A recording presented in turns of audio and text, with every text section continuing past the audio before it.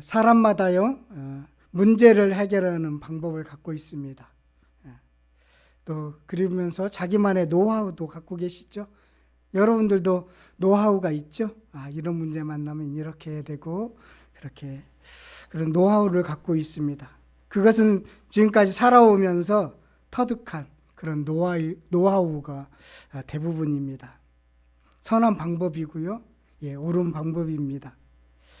그러면 성도라면 한번 그것이 내가 선하고 옳은 방법이라고 늘 생각해 왔는데 그것이 성경의 가치관이나 그 성경의 원리에 맞는지 좀 생각할 필요가 있습니다.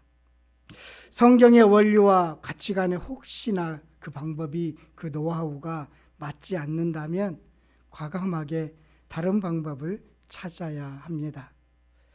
오늘 찾는 이 문제를 만났을 때 이들은 어떻게 초대교회는 해결했는지를 보고자 합니다. 초대교회는요, 감옥에 갇히는 핍박을 받았습니다. 어려움을 겪었습니다.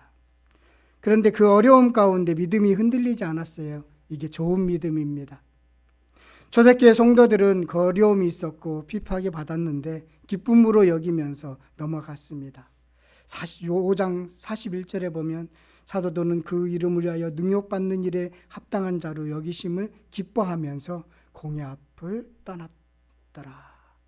기뻐하면서 떠났습니다. 기뻐할 일이 아닌데, 보통 보기에는 기뻐할 만한 것들이 아닌데 그들의 마음속에는 기쁨이 가득했습니다. 마음이 한 마음으로 단단해졌고요. 그리고 기도와 성령이 충만했습니다.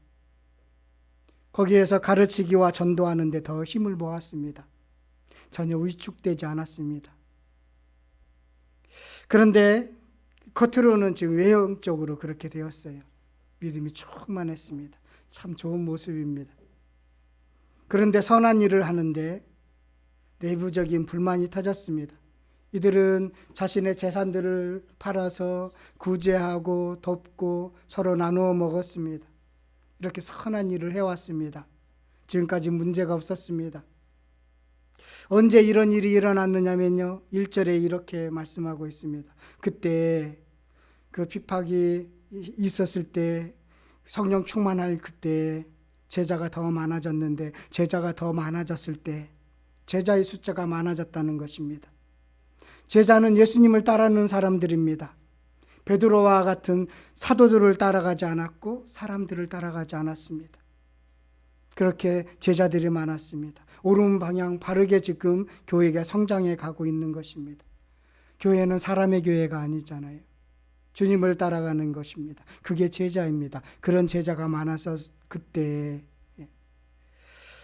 지금도 마찬가지입니다. 여러분, 어느 교회에 다니느냐, 그것이 아니라 내가 제자인가 아닌가가 관건입니다.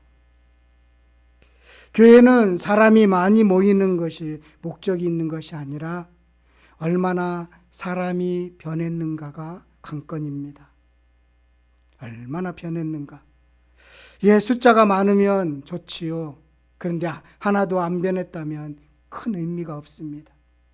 숫자가 적어도 괜찮습니다. 변했다면 그로 충분합니다. 초대교회는요, 숫자도 많고 사람도 변했습니다.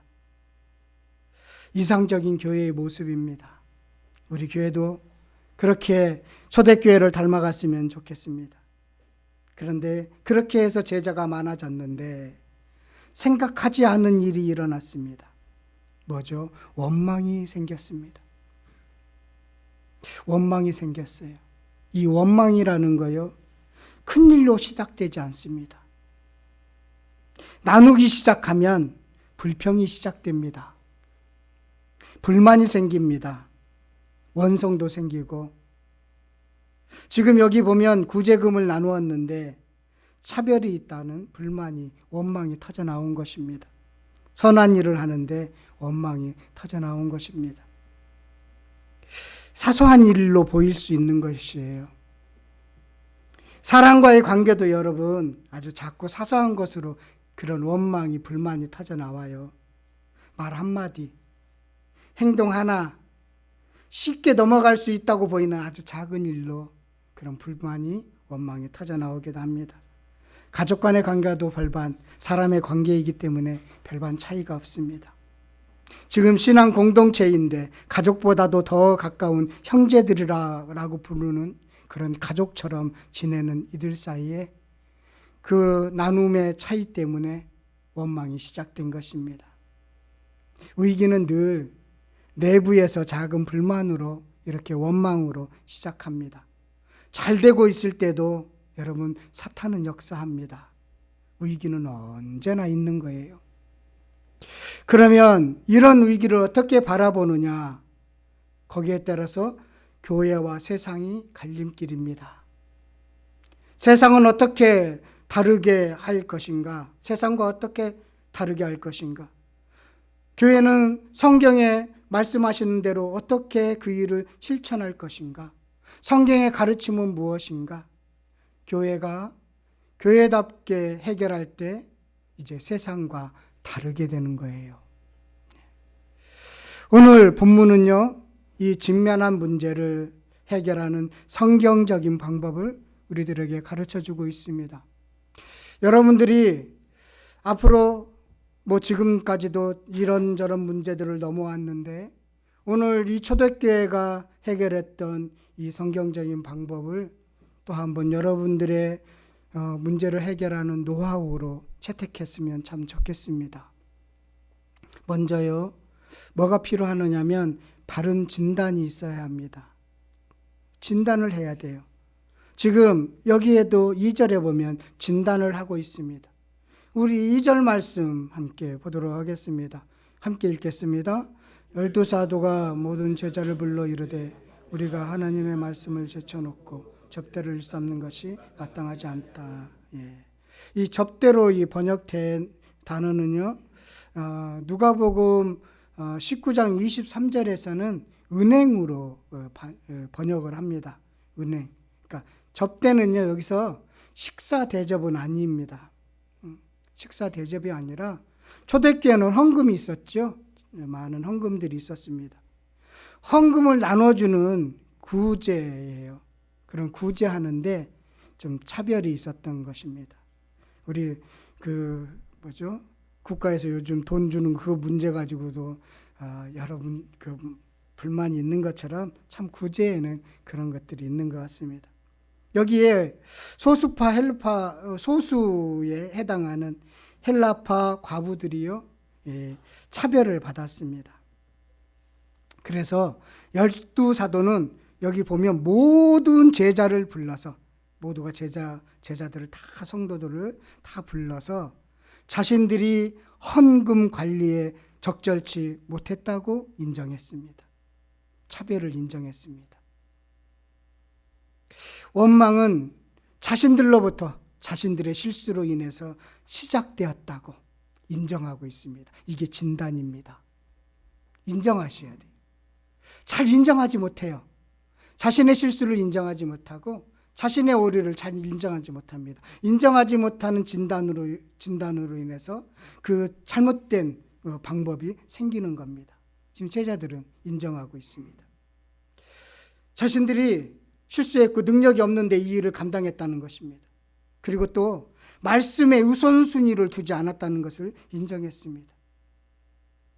이것은 양식의 문제가 아니라 음식, 어떤 구제금, 이런 양식의 문제, 이런 문제가 아니라고 진다는 거예요. 말씀을 뒤로 미루었다는 것입니다. 말씀을 제쳐놓고 사역의 마음이 빼앗겼다는 것입니다. 양식의 문제가 아닌데 우리는 더 중요한 걸 놓쳐버렸다라고 진단하고 있는 것입니다. 아모스 선지자가 같은 진단을 했어요. 아모스서 8장 11절 12절에 보면 이런 말씀이 있습니다.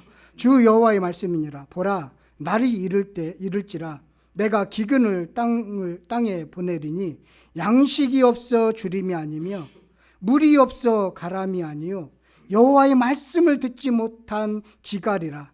사람이 이 바다에서 저 바다까지 북쪽에서 동쪽까지 비틀거리며 여호와의 말씀을 구하려고 돌아다녀도 얻지 못하니라. 말씀의 기근이라는 것입니다. 말씀을 제쳐놓고 이 일을 했기 때문에 원망이 생겼다는 것입니다.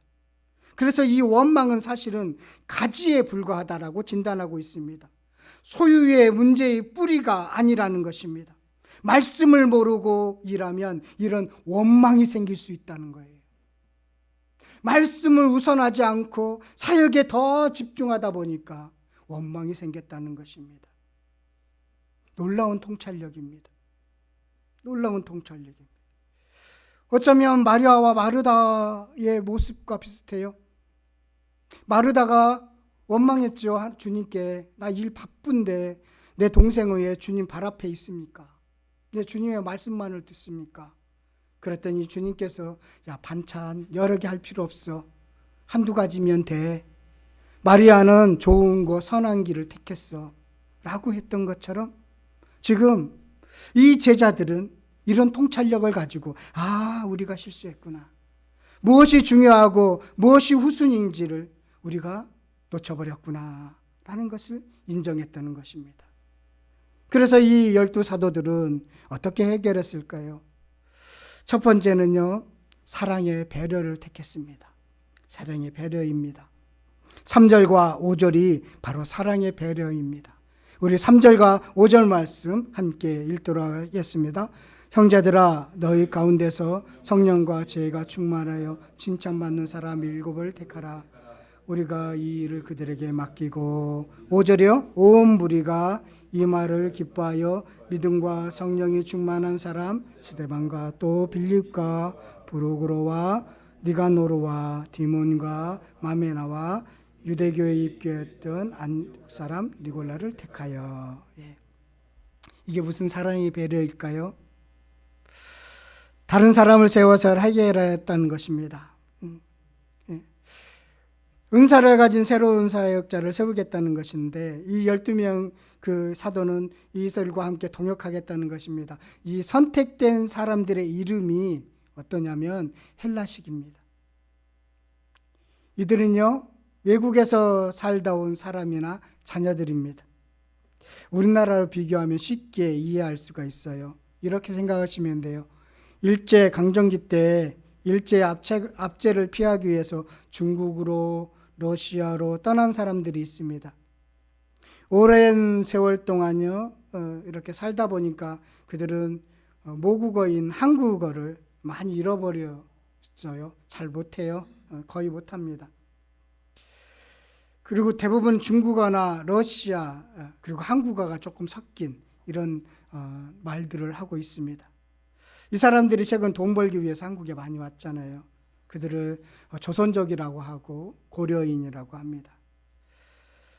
그 사람들 말 잘 통한가요? 잘 통하지 못합니다. 그리고 그들을요, 조선족이라고 하대하고 고려인이라고 하대합니다. 많이 차별을 하고 있습니다. 우리 사회도 그렇게 하고 있어요. 그런데 이 헬라파는요, 해외에 흩어져 살아가는 유대인들입니다. 그러니까 헬라파도 유대인이고 히브리파도 다 유대인이에요.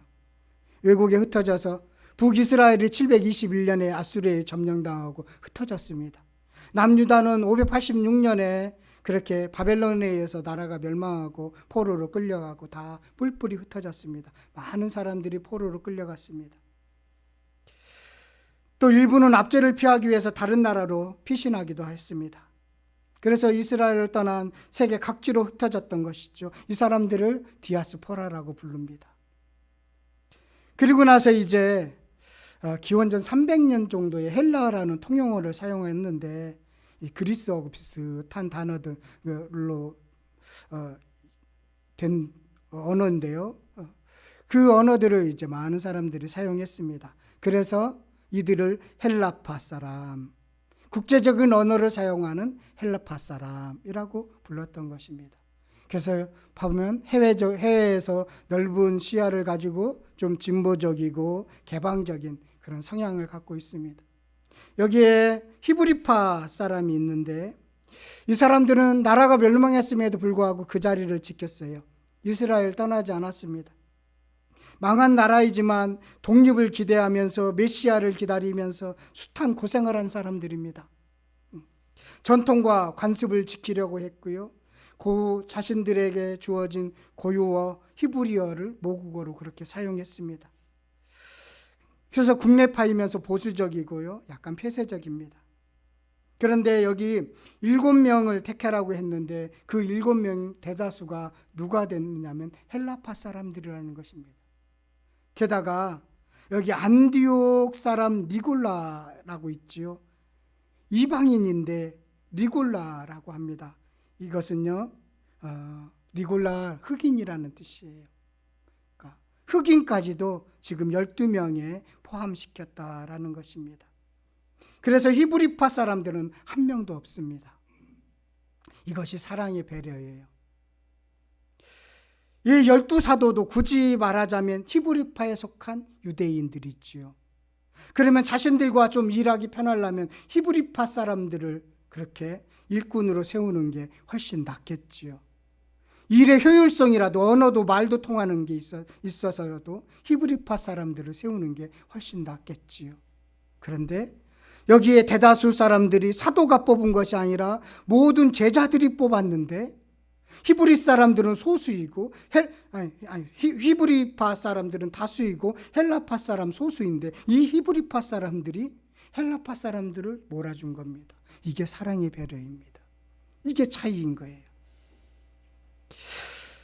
인간 이 집단 속성상 이것은요 거의 불가능한 일입니다. 세상은요 힘 있는 자가 원하는 방향으로 끌고 가기를 원합니다. 힘 있는 자가 자신이 원하는 계획, 자신이 이익되는 곳으로 끌고 가기를 원합니다. 히브리파 사람들은 그런데 지금 그 기득권을 양보했습니다. 수가 많은 쪽이 양보했습니다. 초대교회가 이 내부적인 어려운 불만이 있을 때 해결할 수 있었던 것은 힘 있는 자가 양보했기 때문입니다. 이것이 사랑의 배려입니다. 이것이 성령 충만할 때 나타나는 모습입니다. 이것이 은혜 충만할 때 나타나는 모습입니다. 사랑의 배려입니다. 사랑의 배려입니다. 이것이 바로 성경적인 관점입니다. 사랑의 배려를 여러분들이 익히시기를 바라겠습니다. 자, 여기 이 3절에 또 보면요, 이 사람들이 어떤 사람이었는가 표현해 주는 단어가 있지요. 이 3절에 보세요. 형제들아, 너희 가운데 성령과 지혜가 충만하여 라고, 성령과 지혜가 충만한 사람, 이 사람들을 뽑아줬으면 좋겠어요 라고 지금 12사도가 그 부탁을 했습니다. 예, 성령과 지혜가 충만하면 돼요. 다른 조건 따지지 않습니다. 그러면 충만합니다. 그런데요, 5절에 보면 온 무리가 그 말을 기뻐했어요. 그러면서 여기 하나 더, 이 온 무리가 믿음과 성령이 충만한 사람 하나 더 붙었죠. 그렇죠. 더 센 조건을 붙이고 있습니다. 믿음이라는, 믿음도 있어야지. 성령과 지혜만 충만한 사람이면 안 되지. 믿음 있는 사람이야지. 그렇게 공동체가 생각했다는 거예요. 그런데 8절에 보면요, 스데반은 어떤 사람인지 한번 설명해 주고 있는데요. 8절 말씀 함께 읽겠습니다. 스데반이 은혜와 권능이 충만하여 큰 기사와 표적을 민간에 행하니. 은혜와 권능이 충만하여 기적도 행하는 사람이었다는 겁니다. 우리 사도들은 성령과 지혜만 충만하면 돼 라고 했는데 공동체는 아니죠, 믿음도 있어야 되죠. 아니죠, 은혜도 있어야 되죠. 아니죠, 권능도 있어야 되죠. 그런 사람 뽑아야 되죠. 그런 사람들에게 일 맡겨야 되죠. 그렇게 칭찬받는 사람들이 주님의 일을 해야 되죠. 그래야 나도 살고 그도 살고 우리 모두가 살게 되는 것이지요. 그렇게 했다는 것입니다. 이게 바로 사랑의 배려 속에 나타나는 모습입니다. 다른 조건 보지 않았다는 거예요. 다른 조건 보지 않았다는 거예요. 이력서 보지 않았다는 거예요. 박사학위를 받았네, 어디 유학을 갔다 왔네, 그런 이력서 보지 않았다는 거예요. 은혜와 믿음이 충만한 사람, 그 사람을 지도자로 뽑았다는 것입니다. 여러분, 우리는 여기를 12집사라고 알고 있는데 사실은요 사도예요. 디아코노스라고 쓰고 있어요. 그래서 열두 사도 이 이후에는 이 12명의 사도 있죠. 12명의 제자. 12명의 제자는 뒤로 사라지고 7명이 이 집사라고 알고 있는 이 7명의 그 디아코노스가 일을 맡은 사람 사역자들이 이 무대에 이제 전면으로 나오고 있습니다. 12명의 사역자가 바울과 함께 이방 선교를 주도하고 있는 것입니다. 그래서 히브리파는 사라지고 헬라파 지도자가 교회를 끌고 가는 것을 보게 됩니다. 제가 더 설명을 그러니까 7명의 집사라고 우리가 분명히 알고 있는 이 부분에 대해서 조금 더 설명을 그냥 7집사로 그냥 알고 계세요. 7집사. 그렇게 이제 7집사가 이방인 선교를 담당하는 것을 보게 됩니다. 이렇게 해서 선한 성령과 지혜가 충만한 그 사람들이 교회의 일을 맡게 되는 것을 보게 됩니다. 이것이 사랑이 배련한 거고요. 두 번째 방법은요. 본질을 꼭 붙들어야 합니다. 본질을 꼭 붙들어야 돼요. 2절과 4절 말씀 보도록 하겠습니다. 2절과 4절 말씀입니다.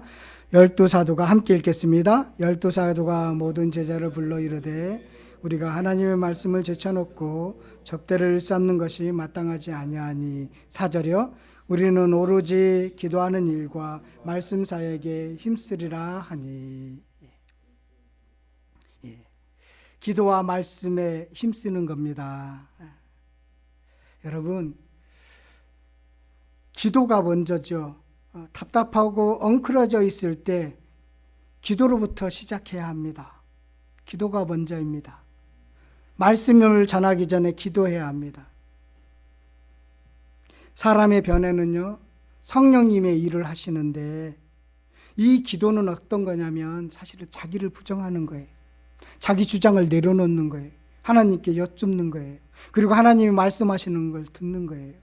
기도와 말씀이 이렇게 한 세트로 움직이지 않으면 실수하게 되어 있습니다. 이게 본질입니다.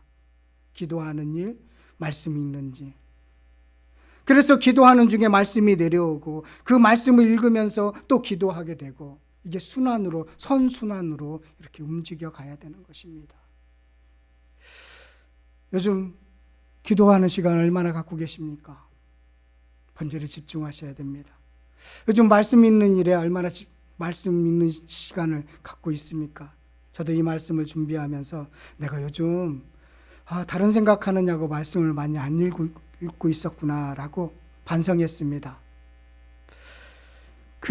제가 시골 의사라는 유튜브 구독자인데요.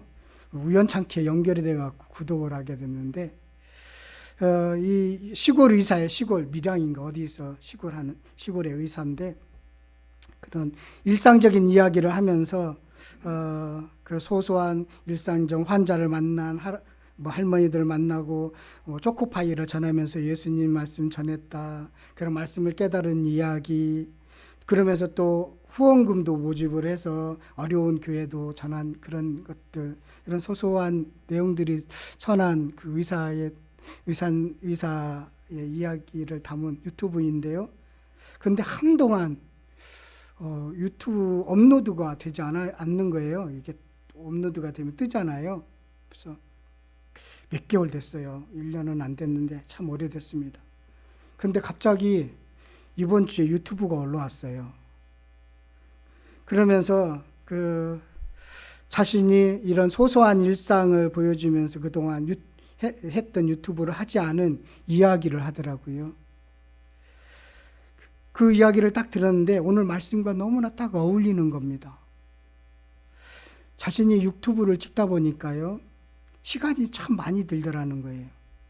그리고 이 콘텐츠를 어떻게 좀 좋게 마련할까? 예배 시간에도 그 콘텐츠만 생각하고 기도하는데도 그 콘텐츠만 생각하더라는 거예요. 이건 내가 원했던 방향이 아닌데, 그런 생각이 들고, 그러면서 자신이 늘 정해놓은 시간에 말씀을 읽고 기도하는 시간을 가졌었는데 그것을 못하더라는 거예요. 그것을 발견했대요, 자기가. 그래서 이거 쉬어야 되겠다. 쉬어야 되겠다.